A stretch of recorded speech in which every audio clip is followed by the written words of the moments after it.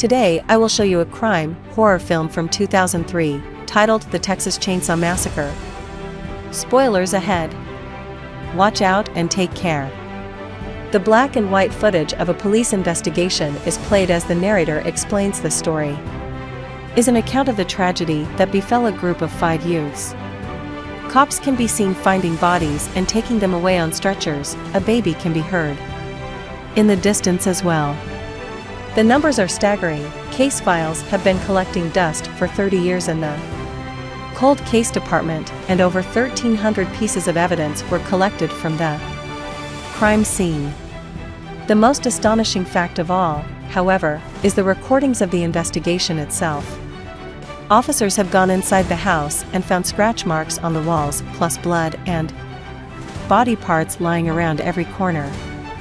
This crime became infamous in American history and known as the Texas Chainsaw Massacre. The story behind the tragedy began on August 18, 1973. A group of 5 friends is coming back from a quick trip to Mexico and is now heading towards a Lynyrd Skynyrd concert. There's Erin, her boyfriend Kemper, their friends Andy and Morgan, and Pepper, a hitchhiker they picked up the previous day. Erin teases Kemper about the possibility of getting married, but when Kemper doesn't take it well, she decides to throw his joint out the window. Morgan tells them not to worry because they have 2 more pounds of it hidden in a piñata, accidentally revealing to Erin that the reason why they went to Mexico was to buy a huge amount of pot. Erin isn't very happy with this news, so Kemper tries to make up with her with a kiss. Since he's turning around, he almost doesn't see a woman absently walking in the middle of the road and almost runs over her, dodging her just in time, thanks to his friend's warning. They stop the van and the girls approach the woman to offer help. She tells them she just wants to get away and go home. Erin and Pepper take her back to the van with them, promising her they'll give her a ride home. During the ride, the woman sits at the back and constantly cries, answering their questions with "they're all dead." When Kemper drives by a slaughterhouse, the woman freaks out and tells him he's going the wrong way. She even jumps on him to try to take control of the wheel. The van stops as they push her back, and the woman tells them she can't go back there because he's a bad man. Blood can be seen on her thighs as she reaches between her legs and takes out a gun that she uses to shoot herself in the mouth after telling the group that they're all going to die. Upset and freaking out, the friends get out of the van and try to decide what to do.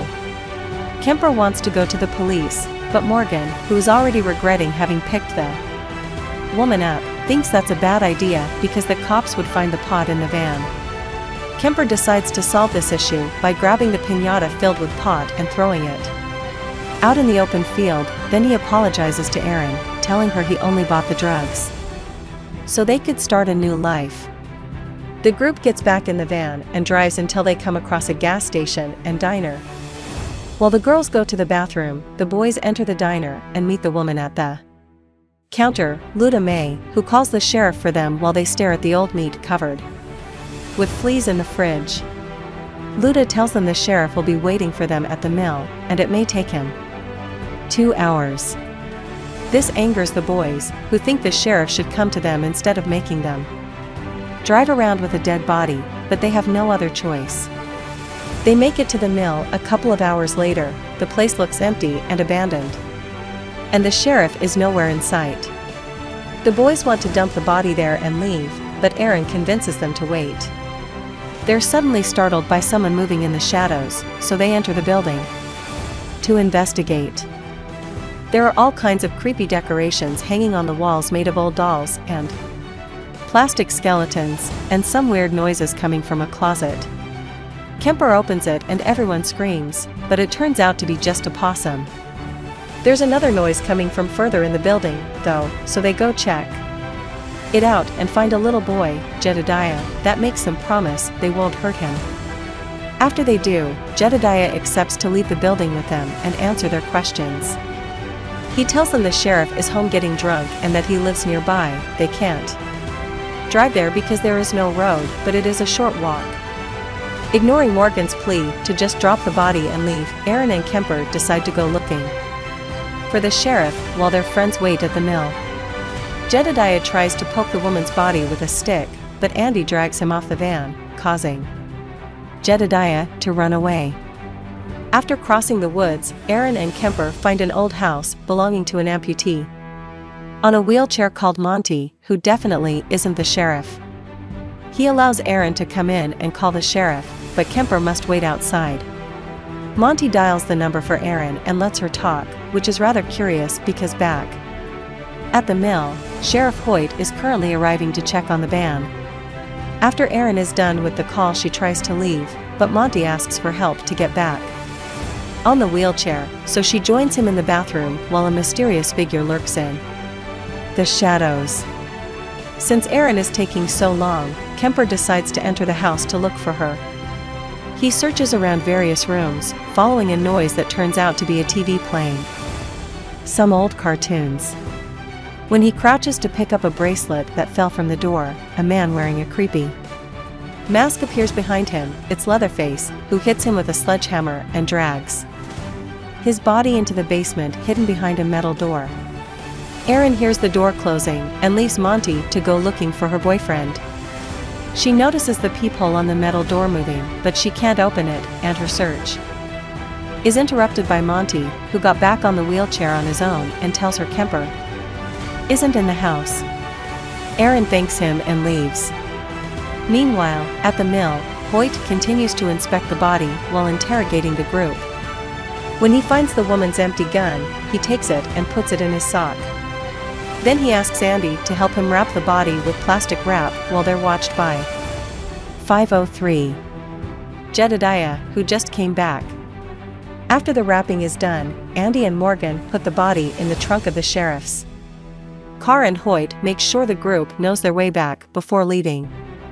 Aaron returns then and is surprised to hear the sheriff has already come by and that nobody has seen Kemper.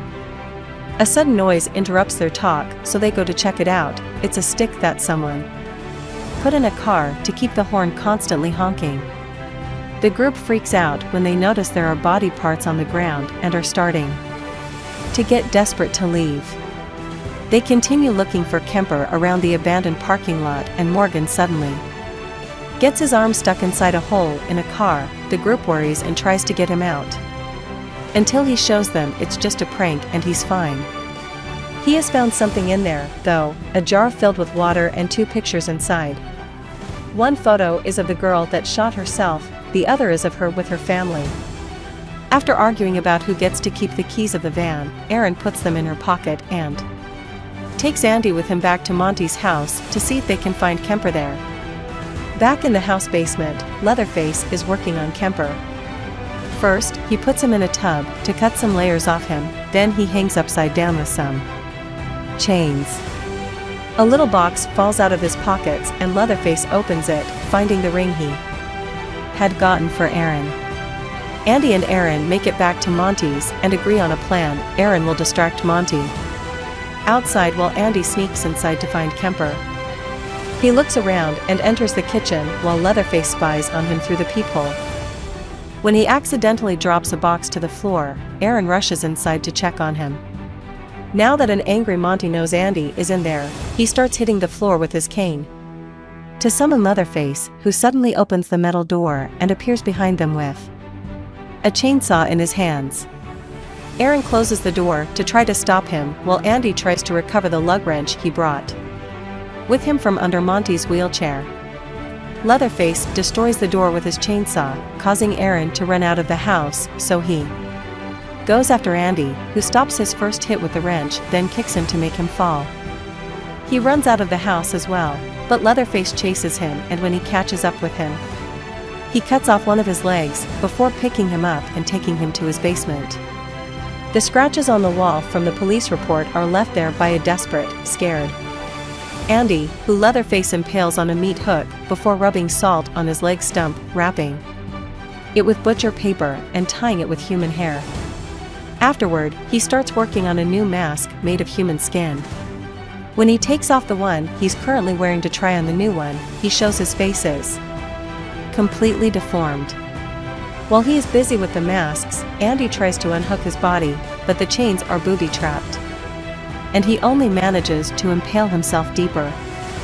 At the mill, Pepper and Morgan are in the middle of cleaning up the van when Erin arrives. Crying, she doesn't answer any of her friends' questions, she just gets in the van and tries to start it, to no avail.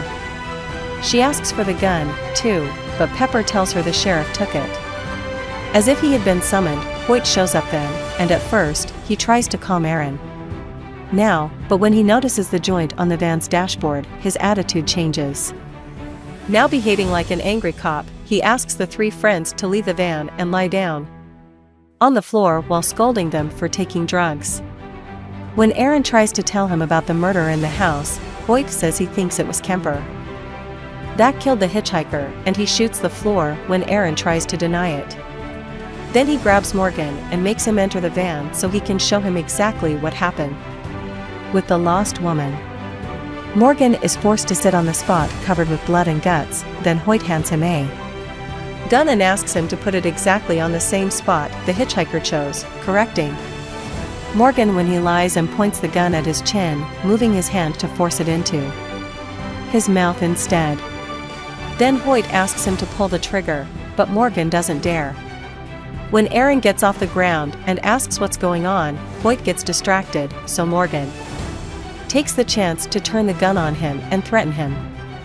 However, when he pulls the trigger, he discovers the gun is empty. Hoyt calls him a murderer and takes back the gun before making Morgan leave the van while pointing an actually loaded weapon at him. After grabbing the van keys, Hoyt takes Morgan with him in his car, where he hits the boy's face with a bottle and breaks his teeth. Then he calls someone over the radio to tell them there are two girls at the mill ready to go. When they arrive at his house, Hoyt throws Morgan on the mud and kicks him a few times before dragging him inside. Pepper and Erin try to find an alternative way to start the van. Erin manages to hotwire it, but the van only advances a few steps before it gets stuck again. Leatherface shows up then, wearing Kemper's face as a mask, and starts cutting through the van's roof and doors with his chainsaw, which the girls manage to dodge. Eventually, however, Leatherface makes a hole big enough to insert his arm inside and grabs Erin by the hair, so Pepper gets out of the van, panicking. Leatherface wastes no time and goes after her, quickly reaching her and killing her in seconds. Erin sees him come after her next and gets out of the van to run through the woods, where he finds an old trailer with two women leading in it, Henrietta and the tea lady. The women allow her to get inside and tell her that they don't have a phone. They also explain Leatherface would never enter their home, that he's always been a sweet boy that he kept to himself because of a skin disease he's had since he was a child. Henrietta forces Erin to drink some tea before she goes to check on her now crying baby. Erin starts feeling dizzy while walking around the place and finding more of the hitchhikers' pictures, and she's startled when she suddenly hears a ringing phone. Henrietta had lied about not having one, she also drugged the tea. As Erin realizes the baby belongs to the dead hitchhiker and they had stolen it, she passes out on the floor. She wakes up sometime later in the main house, surrounded by the whole family, Leatherface, Luda May, Hoyt, and Monty. Jedediah is also there, begging his grandma not to hurt Erin, but he isn't allowed to go inside. Luda May explains that people have always bullied Leatherface for his condition, and she thinks Erin isn't different. She calls out for his boy to take her out of there, so Leatherface grabs her and throws her into the basement before locking the door. Erin looks around the basement and is disgusted to find all the remains of Leatherface's victims. She also finds Andy, who is still alive, and asks her for help. Erin tries to take him off the hook, to no avail. Seeing as it is impossible for him to escape, Andy asks her to end his suffering. Erin grabs a knife and, after some hesitation, kills him. She cries over him and asks for his forgiveness, before going back to searching for an exit. This time he finds Morgan handcuffed in a tub, also still alive. While Leatherface spies on them through a hole, Jedediah finds the friends and tells them to follow him because he can guide them out through a secret passage. Erin does so. slowly because she's carrying Morgan's weight. Leatherface enters the basement with his chainsaw at the ready and starts chasing them through the passage. The trio runs as fast as they can until they make it to the stairs, where Morgan's leg gets stuck in the wood when it breaks under him. While Aaron helps him get out, Leatherface faces various delays, first because of his chainsaw shutting down, then by Aaron kicking him off, and afterward, by Jedediah biting his hand to distract him. Morgan and Aaron make it out and close the door behind them, but soon Leatherface breaks it down with his chainsaw and starts chasing them again. The friends find an abandoned shack in the woods and enter it, using an old coach to barricade the door, but they quickly need to move away as Leatherface uses his chainsaw to break down this door as well. While still dragging Morgan around, Aaron tries to escape through the windows, but they're all blocked. Eventually they find a room with spots to hide. Morgan gets inside a closet and Aaron crawls into some wooden crates right before Leatherface arrives at the room as well and starts looking around. Aaron spies on him through a hole in the wood, and when he thinks he's left, she begins to stand up, only to suddenly be grabbed by Leatherface's arms that break through the wood from behind. He drags her back into the room by the hair and drops her on the floor. Morgan chooses that moment to jump on him and make him drop the chainsaw. The two men struggle until Leatherface finally overpowers Morgan and picks him to impale him on the chandelier and cut through his groin with his chainsaw. While he's busy with Morgan, Aaron rushes out of the house and runs through the woods again, gaining some advantage when Leatherface trips over a fence and hurts himself with the chainsaw. She reaches a road and tries to ask an incoming car for help, but it ignores her and drives away. After some more running, she comes across a slaughterhouse and hurries to get inside, where Leatherface manages to grab her. She kicks him off and starts running again. This time she enters the fridge and hides behind a meat carcass.